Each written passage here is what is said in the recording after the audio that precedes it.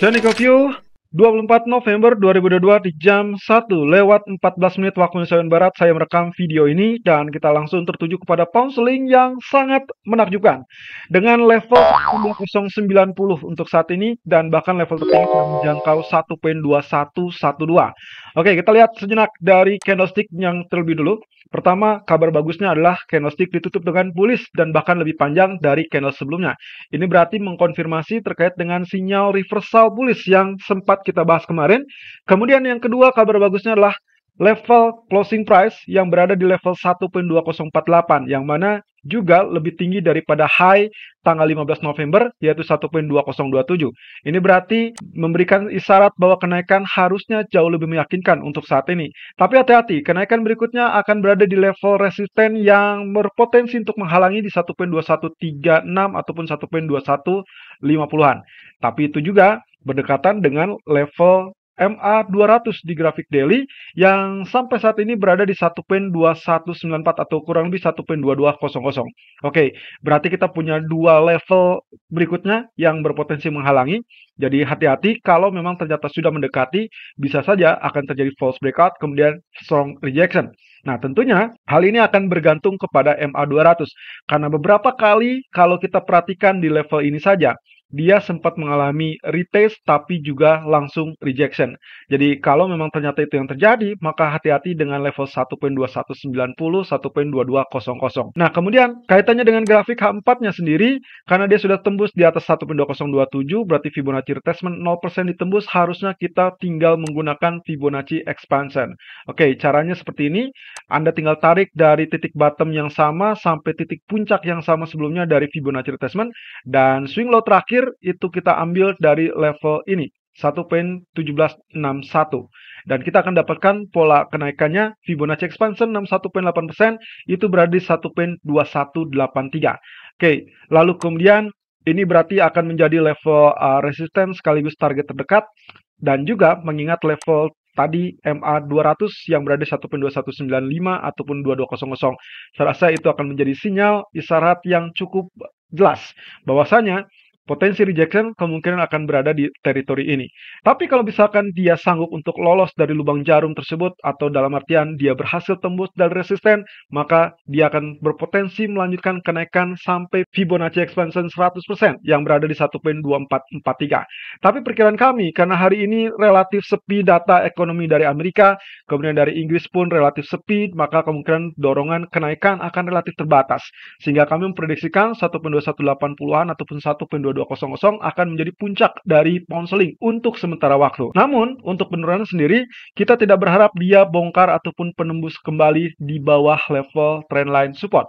Ini berarti kaitannya adalah untuk ekspektasi berikutnya supaya peluang untuk kenaikan lanjutan masih tetap terbuka, tapi mengingat terbatasan dari aktivitas market menjelang Thanksgiving, maka kemungkinan potensi range akan diperkirakan sideways. So, sebetulnya untuk hari ini kita menunggu level area correction 1.1960 ataupun 1980 atau lebih tepatnya 1.2000. Anda bisa menggunakannya kurang lebih dengan level tersebut atau Anda lakukan saja di dekat 1.2027 atau misalkan contohnya dengan 1.2015 sampai 1.2030 dengan asumsi bahwa itu masih teritori yang cukup layak untuk melakukan buy dan ekspektasi kita akan terdorong sampai 1.280-an atau 1.2190-an. Nah, kemudian stop loss-nya kita antisipasi di 1.1900 dikarenakan kemungkinan potensinya kalau memang sampai dia jebol atau tembus kembali level support trendline, maka dikhawatirkan dia akan berubah tren kembali dengan faktor tekanan yang akan mendominasi. Di sisi lain, crude oil gagal untuk memenuhi ekspektasi kita karena akhirnya dia jebol level 79. Kemarin kita sudah sempat bahas, kalau dia kembali tembus 79, maka sebaiknya Anda pasang stop loss-nya karena kemungkinan dia akan mengancam kalau di level 75. Dan itulah yang terjadi. Kemarin dia sempat turun sampai level 76. Walaupun dia terhenti, tapi untuk area 75 saya rasa masih tetap terbuka, teman-teman. Jadi hati-hati. Posisinya adalah karena dia memang terjadi rejection yang cukup fantastis ya. Kalau misalnya kita perhatikan, di sini level resistennya adalah 50% Fibonacci retracement. Maka sangat wajar dia tertekan turun, kemudian penurunan kini mengancam teritori yang sama. bottom di 75. Nah, permasalahannya apakah dia akan tembus langsung di bawah 75 atau justru terjadi reversal bullish dikarenakan potensi dari rejection bottom. Ya, berarti ini kita andalkan sebagai double bottom. Kalau itu yang terjadi, maka neckline akan berada di level 81 atau kurang lebih Fibonacci retracement 50% kemarin. Dan itu berarti akan membutuhkan konfirmasi lebih lanjut. Dan perkiraan saya, kalau memang ini ternyata terkait dengan kebijakan OPEC ataupun pembatasan harga minyak Rusia, maka mau tidak mau kita harus bersabar menunggu proses ini baru akan terjadi sampai minggu depan. Setidaknya di tanggal 4 Desember saat pertemuan OPEC dimulai dengan harapan bahwasanya OPEC masih tetap akan menjaga kestabilan dari supply dan kemungkinan mereka akan mengantisipasi terkait hukuman terhadap Rusia dengan cara memangkas produksi lebih lanjut. Kalau itu yang terjadi, maka kita akan dapatkan potensi breakout dari level 81. Tapi kalau tidak, maka hati-hati penembusan di bawah 75 akan berakibat buruk, yaitu dengan penurunan. Kurang lebih kita tinggal ukur saja dari Fibonacci expansion. Kalau saya ambil dari puncaknya, kemudian bottom 75, lalu kemudian swing high terakhir, itu adalah di level ini, kurang lebih di 81.90-an atau 82 lebih tepatnya. Lalu kemudian kita akan dapatkan Fibonacci expansion 61.8% di 74.10 atau yang paling jauh berikutnya adalah 100% Fibonacci expansion yang berarti mengancam level $69. So, kalau misalkan Anda berasumsi bahwa ini adalah terjadi potensial double bottom, maka Anda boleh lakukan buy di kisaran 75.24 atau mungkin 75.50-an. Dengan asumsi kalau misalkan ditembus, maka Anda harus switch posisi Anda menjadi sell. Itu berarti Anda harus menggunakan stop loss. Stop loss yang memungkinkan adalah Anda harus bisa memasangnya di bawah level 75.20-an. Dengan asumsi, begitu dia tembus level 74.10, maka dia akan lanjutkan penurunan sampai level 69. Jadi Anda masih punya kesempatan untuk switch strategi menjadi sell untuk jangka pendek. Saya anggap bahwa kemungkinan potensi yang besar adalah terkait dengan double bottom. Itu sebabnya saya mengambil strategi 75.40 ataupun 75.60 untuk zona buy, tapi saya pasang stop loss di 74.40 untuk mengantisipasi in case ternyata dia tembus pertahanan dari double bottom, lalu kemudian dia membentuk area downtrend lebih lanjut. Dan terakhir, kita akan lihat dari sisi crude oil yang ternyata kembali rebound setelah sempat terbenam atau sempat tertekan sampai swing low 17.26. Kalau Anda perhatikan dan menyimak pergerakannya secara detail tadi malam, sangat cepat dia tertekan di jam 10 malam dengan rilis data Michigan Consumer Sentiment. Dia tertekan sampai level 17.26 tapi berbalik dengan cepat dan itu terlihat di grafik H1. Saat kita sempat memperkirakan ini adalah double bottom, dia sempat tembus terlebih dulu, tapi swing low tersebut ternyata tidak bertahan lama dan akhirnya candlestick kembali ditutup di atas. Jadi kalau misalkan Anda bilang apakah ini ditembus? Ya, jawabannya adalah tidak atau kita sebut dengan false breakout. Dikarenakan closing price kembali berada di atas jalur trendline ataupun jalur support. Ini berarti juga menandakan peluang untuk double bottom yang terjadi ataupun yang terbaca di grafik H1 sebetulnya lanjut dengan konfirmasi penembusan. Dan ini berarti level 1748 akan menjadi level yang sangat sempurna sebagai area pullback. Itu sebabnya secara pendek harusnya kita akan mendapatkan penurunannya terbatas di level 48, kemudian dilanjutkan dengan pantulan naik dengan target utama adalah sesuai dengan ketinggian dari bottom tersebut dan kita sudah ukur itu berada di kisaran 1764 ataupun 66. Nah, sebaliknya kalau misalkan kita perhatikan dari grafik H4 yang membuat saya yakin terkait dengan kenaikan terutama tadi malam adalah terkait dengan sinyal bullish divergence.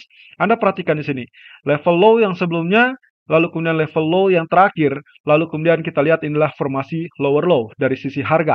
Sementara kalau kita perhatikan dari sisi RSI, justru dia menunjukkan level higher low. Kalau kita lihat dari sisi double bottom, maka yang harus kita tinjau adalah karena bottomnya yang relatif miring, maka kita akan dapatkan trendline atau garis trendline pun yang relatif miring. Ini terkait dengan neckline yang ada di grafik 4.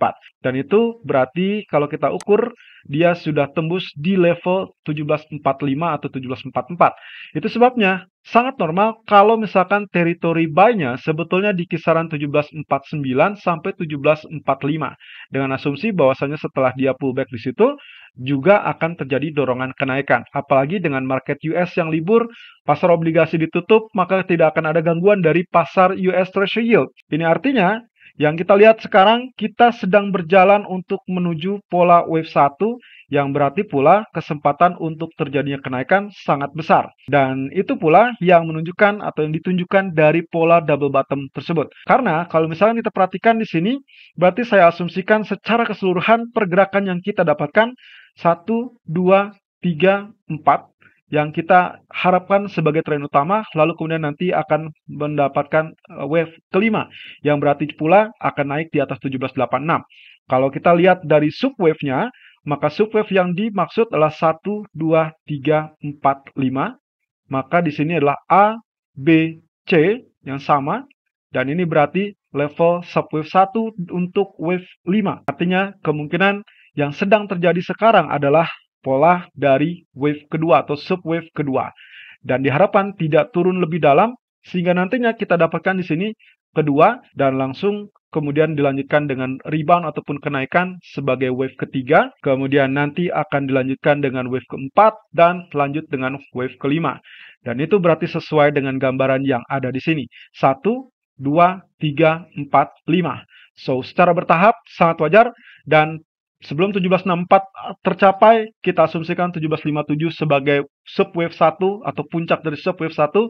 Lalu kemudian subwave kedua akan berada di level 1745 sampai 1749. Lalu kemudian lanjutkan dengan kenaikan yang memungkinkan di atas level 1764.